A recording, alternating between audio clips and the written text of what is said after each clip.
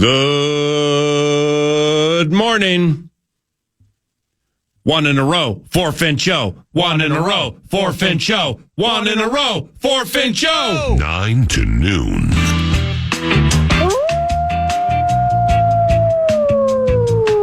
It is a Talker Tuesday in the neighborhood being FM 100.3, KFAN. Wolves coach Chris Finch at 1040, thanks to Second Harvest Heartland, chewharvest.org, and Prize Picks. Young Parker checks in from Milan, Bacio Bella Academia, around 940. Team USA Women's Hockey is 3-0 after dusting the Swiss yesterday, and has a doozy of a tilt today against Canada. Puck drop 110 on USA Network. And speaking of USA Hockey, the great Zach Parise joins 9 to noon around 11:30 to share Olympic-related memories and for a little Covenant catch-up. Zach Parise, 11:30. Inclusion on the show. For Zach, go. Inclusion on the show. For Zach, go. Inclusion on the show. For Zach, go. It's a Covenant catch-up. The Twins are off to Fort Myers for pitchers and catchers later this week. We're all super happy for them. And we begin with the meter mover, known as the NFL, the NFC North to be specific. It's brass tack season. This is where worms turn, and some find the belly of the beast. The old double-edged sword. The reason for the season. The A topic of all A topics ever to A topic. Free agents. Flexibility. Feasting. And floundering. Good morning. KFAN Sports Talk time is 9:02. Paul Allen, Mad Producer leading the free agents and the flexibility and the feasting and the floundering. And good morning. Good morning. Yeah, looking at those teams yesterday, one of them hoisting the Lombardi, the Seattle Seahawks, had us all feeling good about, wow, look at all that cap space. Look at all those draft picks. Look at all those free agents. Look at them atop the mountain of the NFL. Well, what about the North? Well, let's take a peek, and we'll start in Motown. 7-0 Lions, first and goal, Minnesota from the 9. McCarthy out of the shotgun, throws right to the end zone. Caught! Touchdown! A one-handed catch by Justin Jefferson. And the Minnesota Vikings are an extra point from tying the game. Way to go, J.J. McCarthy. You want to go back in time just a moment, PA, and think about a day at Ford Field when Sam Laporta had like 60 yards receiving on the opening drive of the game. We got penalties. He's bouncing off of people for like a 40-yard touchdown. We're thinking this thing's negative. And then the kid QB coming back fresh from injury finds his way to Justin Jefferson, finds his way into the winner's circle on an early November day against those Kitties. A Kitties team, by the way, that we swept. While the Seahawks are celebrating a championship and celebrating all that cash that John Schneider is going to get to spend, PA, with the NFC North, the Lions are $13.2 million in arrears. Everybody is negative right now. Oh, good. So with the Kitties, with free agency upon us, and it's good for us to focus on teams other than us, we'll worry about our problems later. Combine just a couple of weeks from now. Chatted with Jordan Reed via text. He's excited to join you, excited to have pre-draft conversation in Indianapolis. Look forward to that. But with the Lions here, upcoming, what do they have to look forward to? Well, first of all, they got to look forward to hopefully having a healthy Brian Branch. That wouldn't hurt. They look forward to potentially having a healthy Kirby Joseph down the road. But for one of the league's oldest rosters, tell me if any of these names pop off the page to you, because for me personally, not many of them do. So we're going to start here. They're free agents, the guys they got to worry about. They don't have any money to spend in the first place, and they're losing these guys. Al-Quadin Muhammad, one of their edge rushers, nearly 31 years old. He's a UFA. Alex Anzalone, for a squad that has had trouble fielding prominent and formidable linebackers for it feels like decades, PA, Alex Anzalone, he's open for business. Now, when you're calling games, how about this guy, one of my favorite names that you pronounce, Levi Onwuzurike. Onwuzurike. So you're going to hit the non-Vikings NFC North teams over the next 20-some-odd minutes? I was thinking about it. Hold on. First down. First down is the Motor City Kitties with 3 downs of sound. Thank you, Dave Allen. How about that? So we're looking at Amik Robertson. DJ Reader matters to them. I wonder what he's got left, nearly 32 years old in the tank, but he's going to be efforting a paycheck. Khalif Raymond, who, for the most part, other than when he's running away from Stephon Gilmore over the middle like he did a couple of years ago, I can't really place Khalif Raymond in the gotta-have territory for them. Older as well. Good punt returner. Outside of that, Marcus Davenport. Marcus Davenport's looking for a new new contract, potentially with another team. Oh, geez. Avante Maddox, and the list goes on. Jalen Mills. I mean, Shane Zylstra, and Anthony Ferkser. We know how important tight ends are. Yeah. To that end, with the Kitties we'll focus on. Those are all their unrestricted free agents? Well, the list goes on. Rocky Sin. Okay, so those are the most prominent? Those are the ones that I picked. Coyote Awasika. Yeah, they ain't in a bad spot with that situation there. Well, and that's outside Anzalone. That's what I'm looking at, because the interesting thing with the Lions is we'll focus on the offensive line, kind of in tatters. Frank Ragnow leaves, tries to come back, gets hurt, and what the future looks like for their version of the moving company. Mm-hmm. But really, and we'll get to this when we talk about the Bears as well, this is a team that had a top 5 offense in the NFL last year. This is a team that fields a roster that includes Jahmyr Gibbs and David Montgomery, one of the best tandems in the NFL. It's a team that fields a roster that includes Amon-Ra St. Brown and Jamison Williams, and stretching the field and the efficiency of Jared Goff. Yeah. What this is also a team, sadly, it fields a roster that can't keep guys defensively healthy over the course of 17 games. And more so, offense failing in spots, defense not coming up big when they needed to. It's just that they're in a very interesting spot where they have an opportunity to quickly replenish. They're not losing any of the big guns. GM guy did a terrific job re-upping some of their young stars. They had that nice stretch via the draft.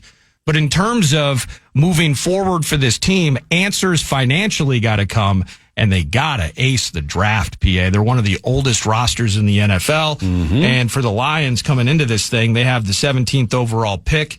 They look pretty flush, other than they don't have a third for some reason, probably via trade. But they got to ace number 17, find their way to a little more financial flexibility, and get younger in 2026. So they pick right in front of us. They pick 17th. So that could be some functioning snipeability right there, right? Well, I'm surprised that over the course of that Christmas Day game, and we're feeling the buzz of a win on Christmas. How great would it be to be in Jamaica right now and feel the felt? Oh, come on. Yeah. And feel the felt. That'd be pretty amazing. And then go to the beach and then go back and feel the felt. But I didn't see any lamentations as we were beating the Kitties. Well, that just means that we're going to bump back a pick in the draft, and they're going to jump in front of us, and how awful that is. But they picked 17th overall, one in front of us. That is definitely sniping territory. Mm-hmm. They need to get younger. They need to find some money, and they need to get freaking healthy on defense. Well, we are quite fond of their new offensive coordinator, Drew Petzing. And, I spent some time a couple of weeks ago with Petzing when he was offensive coordinator for Arizona, looking at what he did with their running game and with their tight ends when James Conner went down. And I mean, it wasn't robust, but they're doing the best they can there with a shabby offensive line and running backs 2, 3, 4, and 5. And then McBride's stardom continued to ascend. All right. So when you move places, things will be different because your personnel is different, and he has a quarterback where he can put a lot on the proverbial plate. But the dynamics, the mantra, just the reasons you were hired as offensive coordinator, there are calling cards that you have that will be in play that complement what they have. From a Michigan moving company standpoint, some work needs to be done there, as you mentioned. But from a starting point, and off a season where they didn't make the playoffs. So that's going to be super eye-opening for Dan Campbell and veterans on that team. How do they respond? Are they going to come out with their hair on fire? That injury situation defensively that you've mentioned, it's uncanny. It's crazy, man. I mean, it's uncanny the last 2.5 years, who they're losing, when they're losing, what's happening when they lose those players. And so that obviously, I mean, it's got to be fixed. I don't know how you fix it, but it's got to be fixed.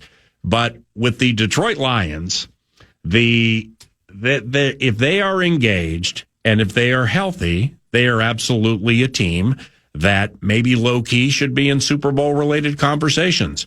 So I'm not saying, well, are we certain because of the way things developed this year that, maybe the team we get into for second or third down the sound, the Chicago Bears, is that for sure the target at which to shoot in the NFC North? Yeah. Because it was the Lions last year, and the predictive nature of Ben Johnson joining the Bears, and they would be better. That's one thing. To prognosticate how much better that they would be, and then they lived up to that hype, and then the quarterback got that much better. I mean, it exceeded expectations in my estimation. But does that make them the target at which to shoot in the NFC North, or is it still the Lions because they'll lose free agents if they're under the cap like you said, or over the cap like you said they were, but all the right players, the Penei Sewells of the world, still will be in place, which means to me they're still going to be Rock Ya-Sin tough. Well, I think the Lions are still the target.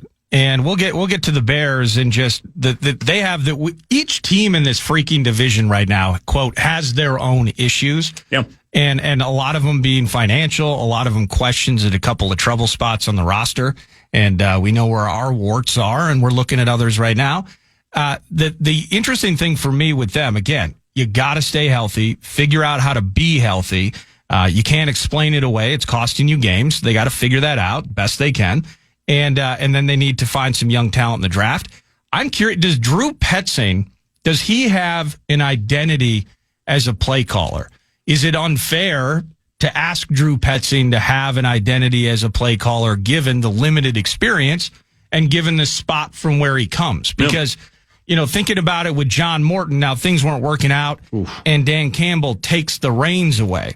Now, again, statistically, this was a top 5 offense in the NFL. And that's how razor thin some of their games were, to the point where they said, I'm sorry, John, not just I'm going to take the calls away from you. You can continue to get paychecks for the remainder of the season, and then we're going to unceremoniously dismiss you in January.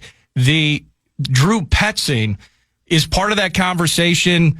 We need to share philosophies, right? Like the personality of Dan Campbell. If you're bringing in a Drew Petzing isn't coming in there. I have this steadfast way that I do things, and I think you'll be excited about it. It's I have XYZ modes of experience that can complement what you already have in mind with what you have on that roster. Perfectly stated, because he can pull from the equity of what he did when things got wonky with Arizona.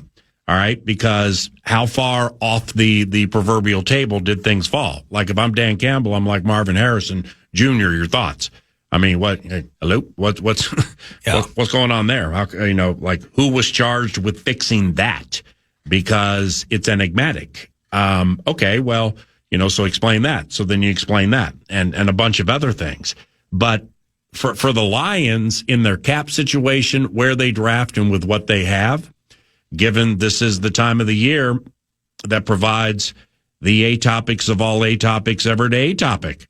We're talking free agents and flexibility or lack thereof, and feasting or lack thereof, and floundering, which is not a lack thereof, because a lot of teams flounder in free agency.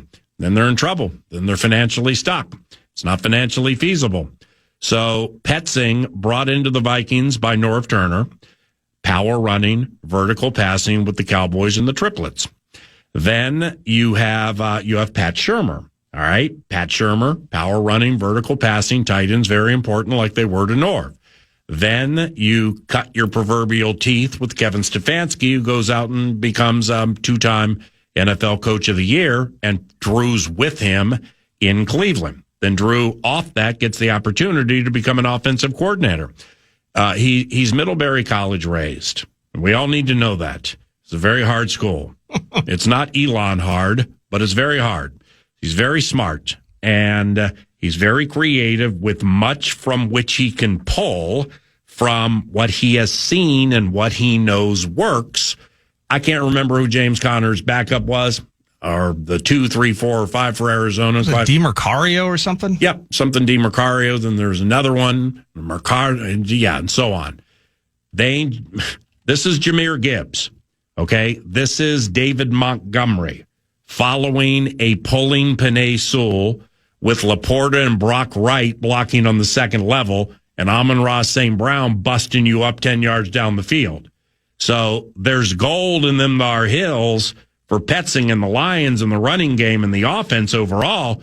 And I mean, he goes from scraps to an absolute beautiful table full of bountiful opportunities. If we were going to take, they're going to be good. If we're going to take one thing from the Cards and put them on the Lions, do we just have to assume that Trey McBride or Sam Laporta is going to have 130 targets next year and use him in that way, in that role? I mean, the way they move McBride all over the field. Yeah. If they're able to get a third of that in combination with Amon-Ra, yep. I mean, that is a beautiful thing. But that's all he had. That is all they had. I mean, and because he didn't have Marvin Harrison Jr. because he couldn't count on him. Yeah. Look at that offensive line for the Redbirds last year. Michael Wilson, though. Well, now you got Penei Sewell, and you're running play action with blocking by Penei Sewell, play action off Gibbs. Think the safeties and linebackers will bite on that. And now you're running Jamison Williams and Amon-Ra St. Brown on double moves. Not Marvin Harrison Jr., who might be checked out that game, or maybe he's completely engaged that game. I mean, it's an embarrassment of riches they have on offense, and now they have a super smart guy running the proverbial show.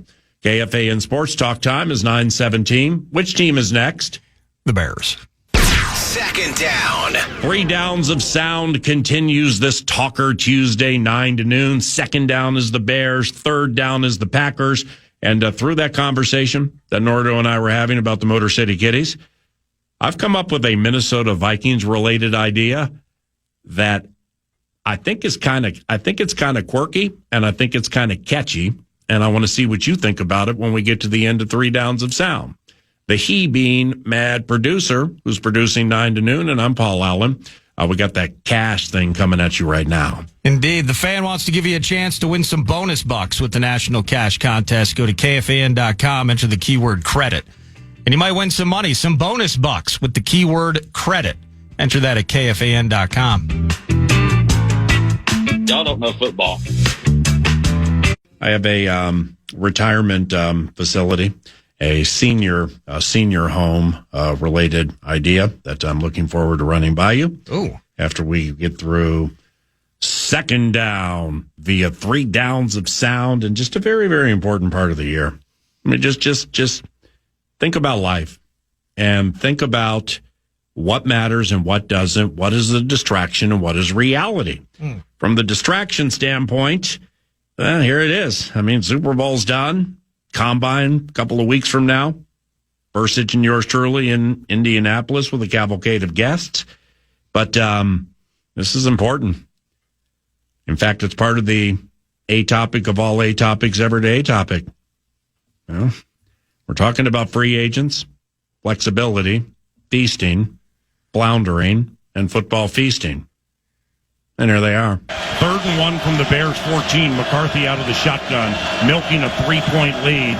It is a run-pass option. McCarthy takes off to the right, to the 10. Stutter steps at the 5. Touchdown! He's J.J. McCarthy, and he runs for a Vikings touchdown. And the Minnesota Vikings, after that 14-yard touchdown gallop, sending fans home here at Soldier Field. You know I get nostalgic with highlights, PA. Yeah, I hate that call, and here's why. Because I blew it. It was a read option. It was not a run-pass option, all right? And I hate it. So anyway. Ooh!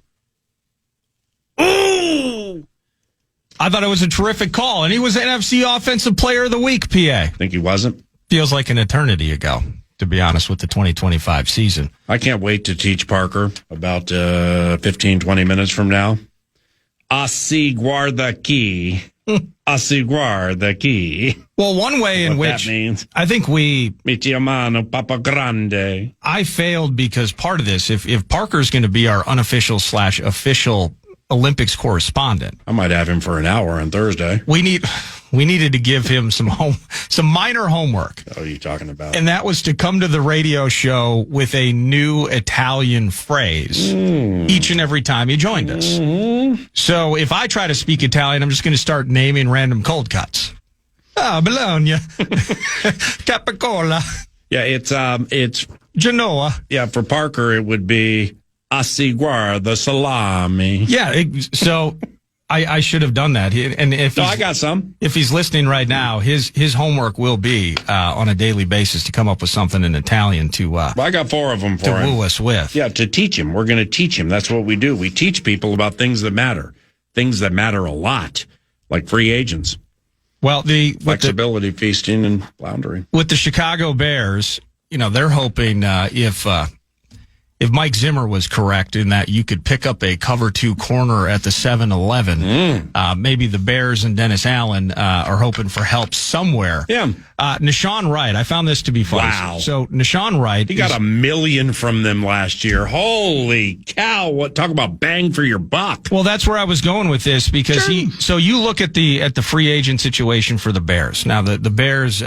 are $9.5 million over the cap. Yeah, so we're happy for him. the one thing with all of this though is as we follow Rob Brzezinski and what he's going to do with the Vikings moving forward. And new guy Matt Thomas. And new guy Matt Thomas, formerly And Greg. hand in hand with Mr. John Schneider And in money. Seattle. So we're hoping that helps. But their version of Brzezinski in Detroit and Chicago and Green Bay, there are probably contract levers that they can pull and they can free money up, just like the Vikings and any team in the league can.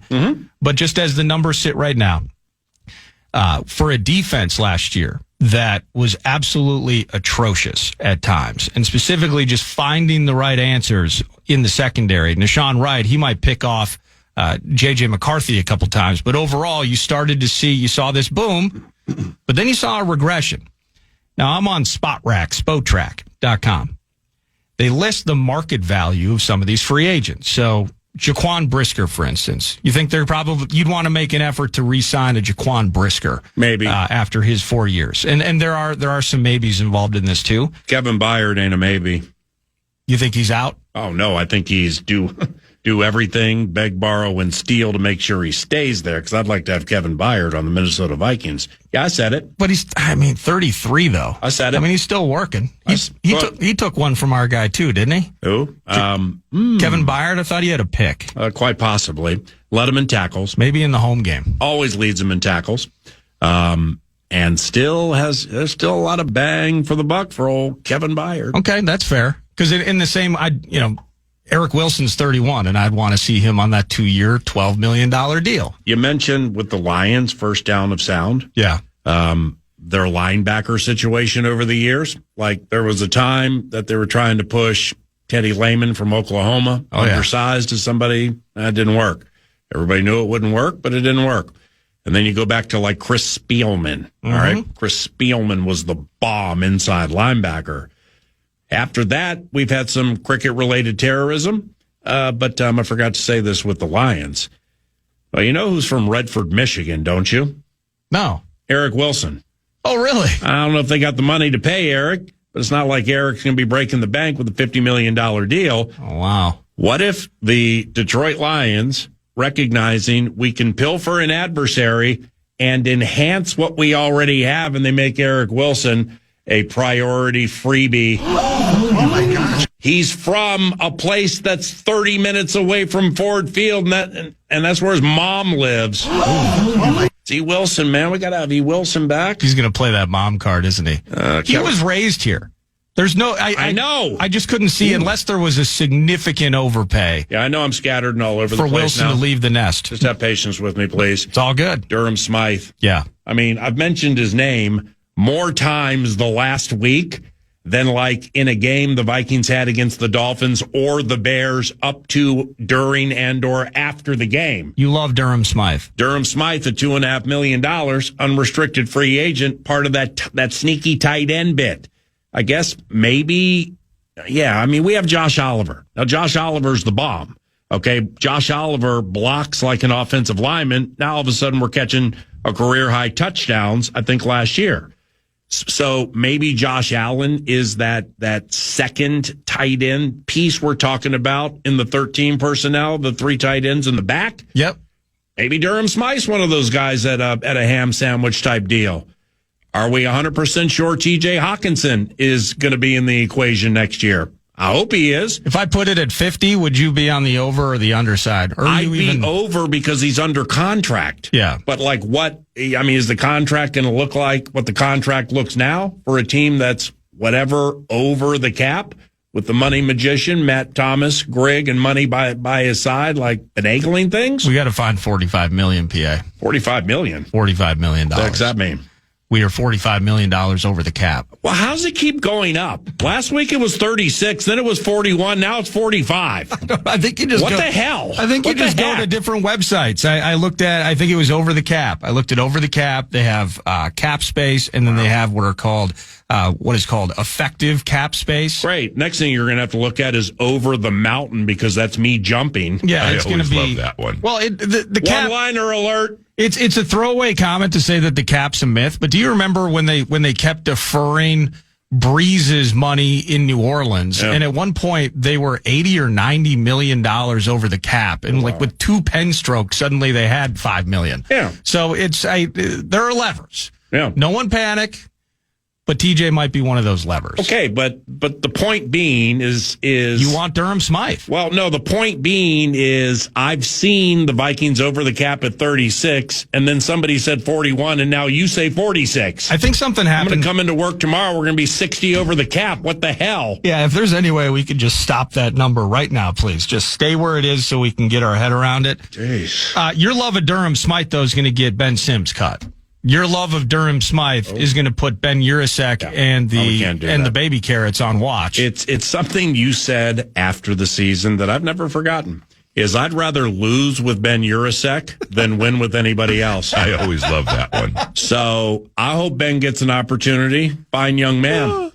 Ben Sims is fantastic. He's dynamite, but is he dynamite as the 9 to noon obsession, for whatever the reason, became 13 personnel? 1 running back, 3 tight ends, what the Rams do, bring your receivers close to the formation, and have the receivers bust up people so you can run more efficiently, effectively, and explosively. Do the tight ends that we currently have rostered, do they fit what is my desire? I don't think they do. My desire may suck, and it may not be what the desire of the decision makers are. However, I was watching Eric Saubert just cut down people in the Super Bowl. Yeah. I was watching, if Sam Darnold didn't have A.J. Barner, Sam Darnold would not be, potentially wouldn't be hoisting a Lombardi. A.J. Barner's the bomb. I think he had the second most catches on the team. Well, and everybody was happy for him, too, from Santa Clara all the way up to Seattle. There's no doubt about it. However, I don't know how I got wound up on this 13 personnel thing, but I think it was the conversation with Norv Turner, and then still having some Rams envy from the 9-sack game and 2 tight ends I've never heard of, just killing people. And then you look at the Bears, and you're like, wow, holy cow. Loveland, Starr, Komet does a bunch of things really well. And then you get Durham Smythe, who most people were like does nothing well. And Ben's like, watch me now. Yeah. And then I see Durham Smythe crushing safeties and corners, and DeAndre Swift's having the year of his life, and Monungai, nobody heard of, nobody cared about. All of a sudden, he's beating on people. Why? 13 personnel. 13 personnel. These 3 tight ends, very, very important in 2026 National Football League action. Well, and if you don't have 3 tight ends, what are you doing? Well, Philly's rolling Fred Johnson out there. The Steelers have, Darnell Washington, who's basically 2 players in 1. You think he's not? So you're seeing, you do see with every bit of evolution that you think, ooh, this is fresh. Look at the athleticism in this spot where it was always a little more funneled into one skill set. With every evolution does come, it seems, just basically putting a bow on what is old, what is traditional. And you're you're sitting on Uncle Norv's lap. Oh, these tight ends, and they're just running the ball behind them. How's the family? Oh, that's for sure. That's certain. That's Well, beautiful. there's no question about that, Paul. The Bears in the end, though. I mean, they got to stay healthy on defense. They got to get better in the secondary. This is perfect. You know why? Because I saved the third down of sound for Thursday. Are you kidding me? Green Bay. Probably tie Minnesota into that. Got my retirement idea here. Yeah. Work up that retirement home thing. And then spend a segment and a half talking about Olamide Zaccheaus and how he won't be on the Bears next year. Why? You know, Ben is ruthless. You know he's coming after Jalen Naylor. Oh my God. Hey!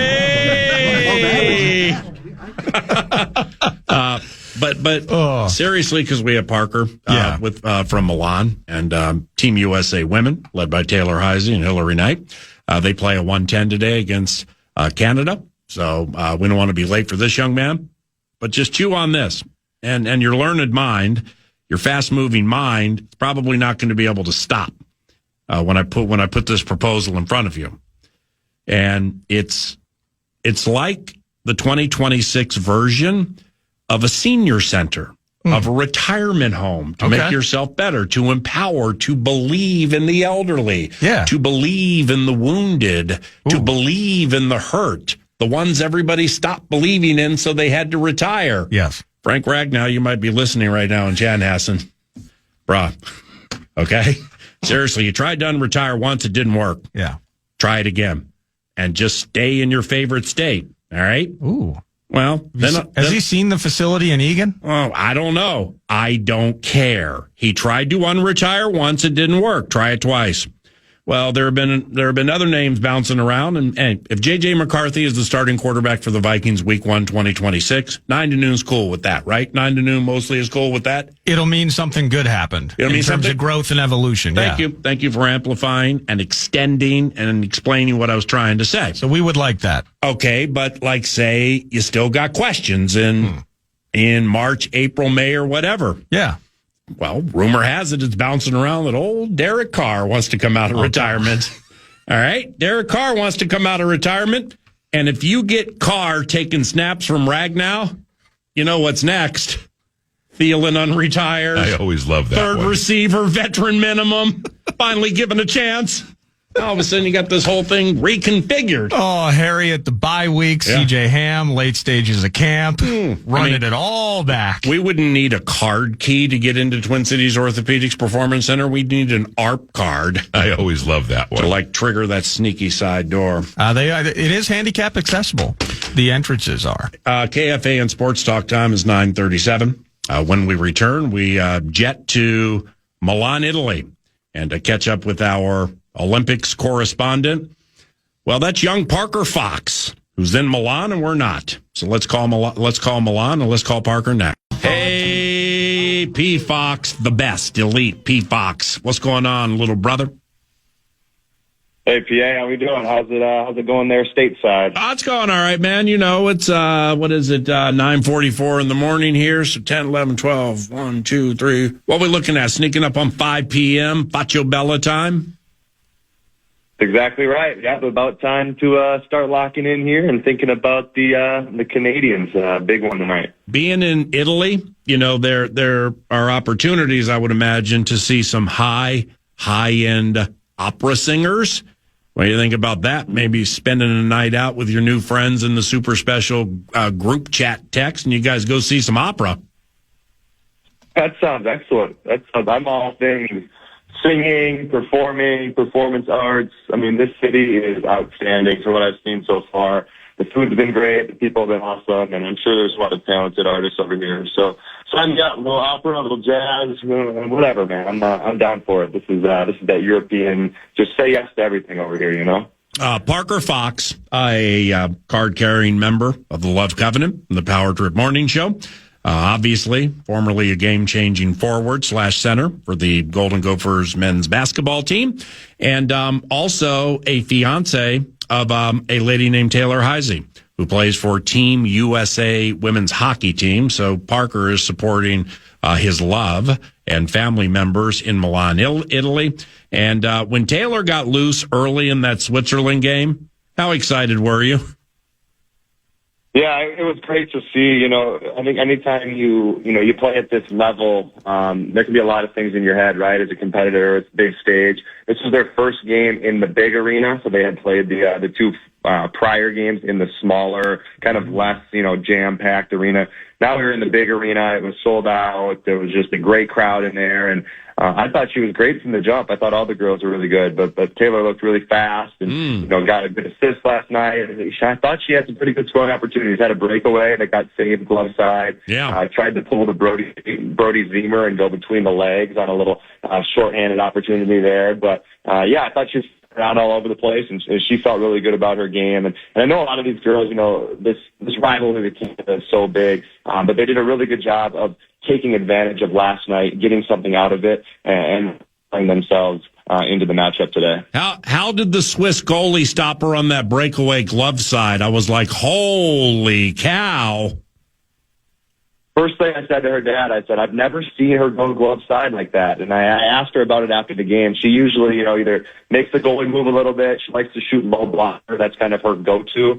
But she said the goalie was a little shorter goalie, and she thought she had her upstairs. And she said when she released it, she thought she had the back of the net for sure. And that the goalie, she flashed that leather, as they like to say, PA, and made a hell of a save. Well, you know with Taylor that they never see it coming. I mean, like she's going to come into the Olympics looking to house a gold, not knowing the film on her indicates A, B, and C. Of course she's going to go out of body. That's what superstars do.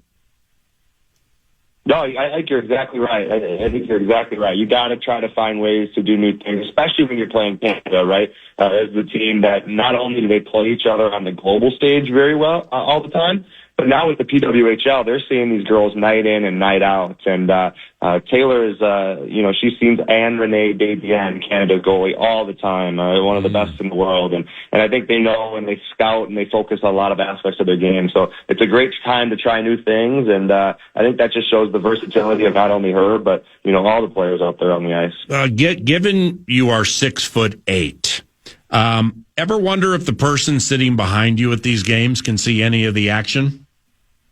I've always thought about that. I've always been trying to be considerate, right? So like anytime I'm going to a concert, I'm always trying to be staged left, just avoiding, being right in the middle. Although I do love to be kind of in the middle of the action. I try to be courteous and get out of the way of everybody else that's paying to be there. And then in games, I try to stay seated as long as possible. But when a goal is scored and when things are flowing, I'm definitely up and out of the seats. And I think there was a lot of really good energy inside the arena last night, especially from, the American family and friends. We had a really great crew there last night, and everybody was getting rowdy. There was some really awesome USA chants. But I do my best to stay down in the seat until something big happens. Hey, Parker, how's the group chat been going among the parents and friends when not trying to organize a trip for some spaghetti and meatballs? I mean, it's got to be overheating right now with this Canada game on the horizon. Yeah, there's a lot of talk going on. It was just announced about 45 minutes ago that Canada's captain, Marie-Philippe Poulin, will not play in the game tonight. She suffered a low body injury. Yep. People are thinking it's a knee injury, but as of right now, they're just saying a low body injury in their most recent game against Czechia. And that's a huge difference maker, right? This is a player in Marie-Philippe Poulin who's a 5-time Olympian. She's arguably one of the best of all time that's ever played the women's hockey game. So that's kind of in the chatter over the last hour, Nordo. It's all about Marie-Philippe Poulin. She's always the talk of the town. But when she's not playing in a game, it definitely mixes some things up for Canada. But as you guys know, it doesn't matter who's playing in the game. This is the Olympic level. The talent's high.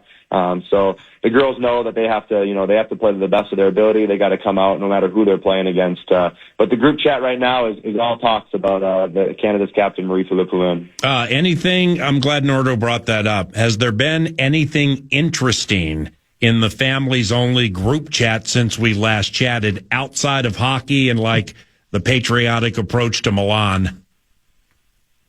There hasn't been too much. I think people are looking, the new people come in and they're looking for restaurant recommendations and they're looking for new things to go to. So we actually got a pretty good recommendation from one of the defenders, Caroline Harvey's parents.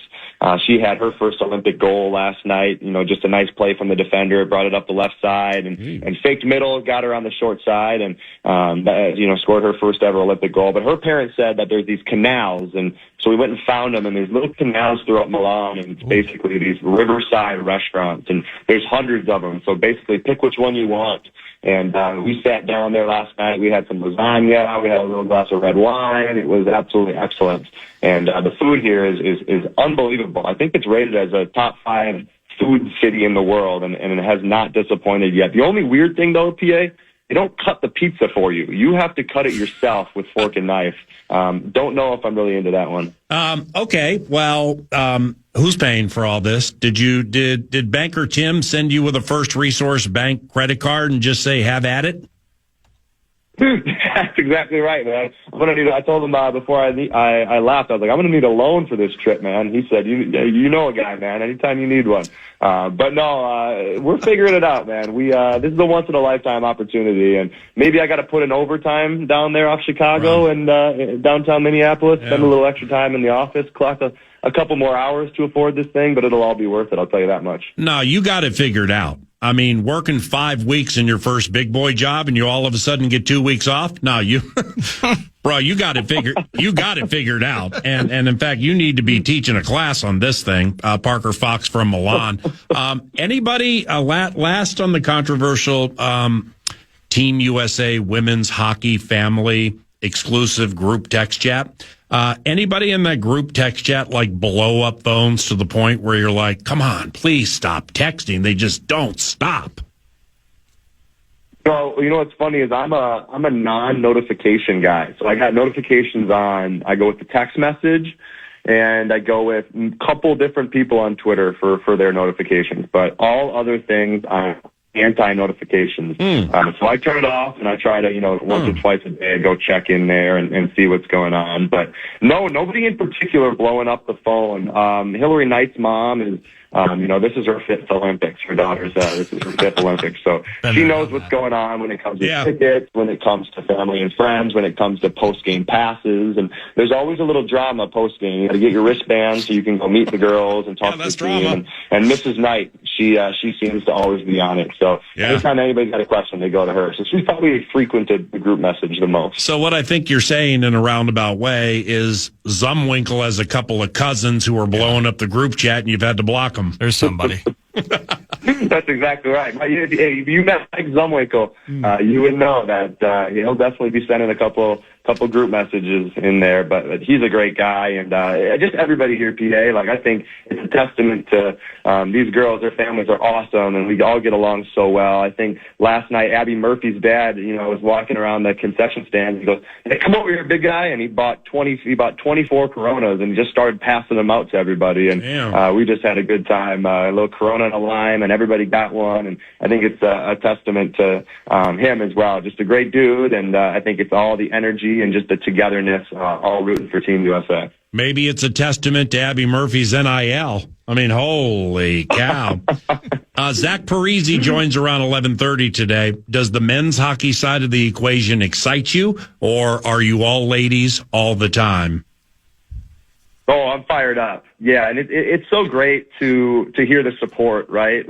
I mentioned yesterday that they're staying in Athletes Village. A lot of people assume that the men would stay in a hotel and, make themselves a little bit more comfortable, get their king beds. But no, they're staying in singular beds with roommates right across the hall from these girls. And they're all together. And I think it shows you how much they care about Team USA and the pride that there is and playing country.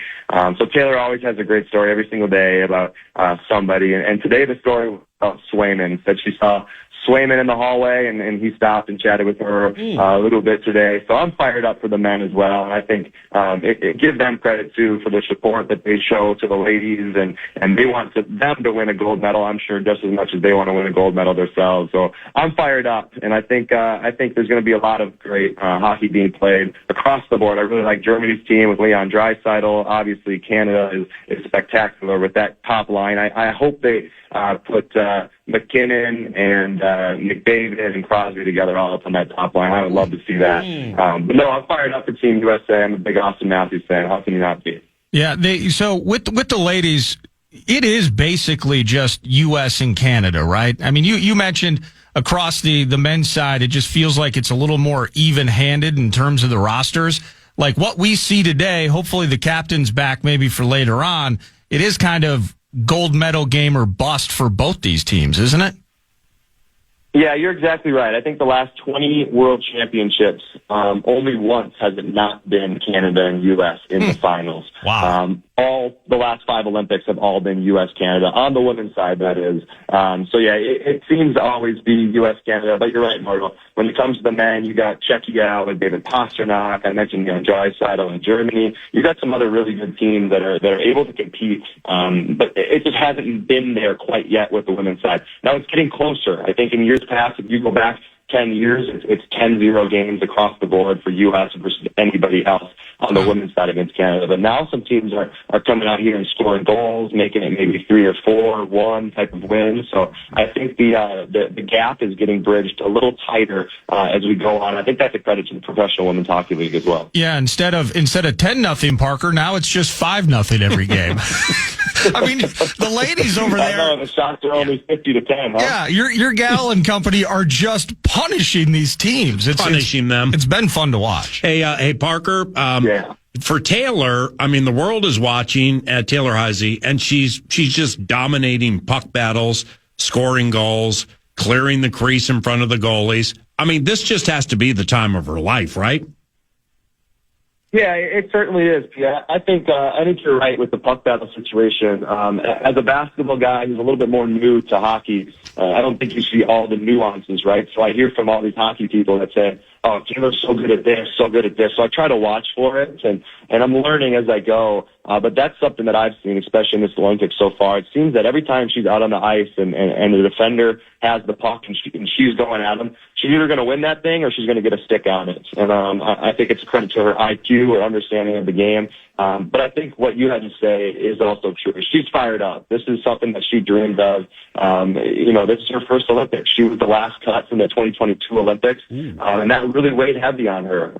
She was in a tough place for a while there, thought she deserved to make that team, and I think a lot of athletes can go two ways, right? You can put your head down and feel sorry for yourself, or you can do what she did. You can come back to college, you can win National Player of the Year, you can go to the World Championships the next year, have 18 points and win MVP. So I think she's ready for this stage, and her coaches and her teammates really trust her out there on the ice. Lastly, actually two more. Do you guys get a vacation after this? And I ask because she has been on such a grind, preparing and now taking part in the Olympics for the Team USA women's team. And that first month for you at First Resource Bank, man, that just must have been super taxing. I always love that one. You guys have a vacation coming up? You know what's crazy is they go right back into the PWHL season. So I think they get back into town and they have a game 3 days later. So we kind of looked at the schedule. I think we were in December looking at the schedule, and we said the next 90 days she's gone for 64 of them. So it's what you sign up for, I guess. It's the grind of being a professional at the highest level. But this summer, PA is going to be what it's all about. We got our wedding, and we'll do our honeymoon, and we'll definitely both try to take her for sure. She'll take a month off of hockey and get into the wedding mode and go on a honeymoon and just enjoy kind of these youthful days in our lives. Do you have a pen and paper by you, or do you want to type into your notes, because I'm here to do you a solid? Are you ready? I got it. I'm up. Okay, cool. Have you learned any Italian? Okay, so I've basically only got hi with ciao and ciao bella. Mm-hmm. So hey, hi beautiful. And today, which means thanks a million or thank you very much. That's about all I've used so far. So any advice would be appreciated. Okay, here we go. Write this down. Noi spacciamo tu fai schifo. Noi, Okay. N-O-I, noi spacciamo tu fai schifo. That means we rock, you suck. I always love that one. In case you run into any Canadians or anything, and you guys are, it's noi spacciamo tu fai schifo. Okay? Love it. Next. This is, here's the next one. Ready? Write this down. La mia ragazza Taylor e la migliore del mondo. La mia ragazza Taylor e la migliore del mondo. My girl Taylor is the best in the world. I always love that one. My girl Taylor is the best in the world goes La mia ragazza Taylor, E with the aggressive apostrophe, la migliore del mondo. Okay? I love it. And you got to talk with your hands, too. What? You got to talk with your hands, too. You got to make sure you're really getting animated there. All right, here's another one. Ready? Write this down. It's easy. 4 words. Hey, by the way, we're getting a beeping sound here. Is the time limit on your burner phones like activity? Do I need to re-up some minutes with you here? Yeah. So here we go. You got to re-up that Big Ten subscription. All right. Here. Why, you got a game coming up? It's on auto pay. Okay, so here we go. Assiguarda Key. AHSIGUARDAQUI. Assiguarda Key. You know what that means? Oh, what do we got? Oh, yeah. Look, yeah. I always love that one.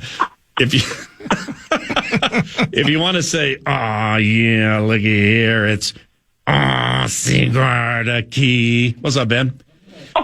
And lastly, this one. Ben Gessling, you know any Italian?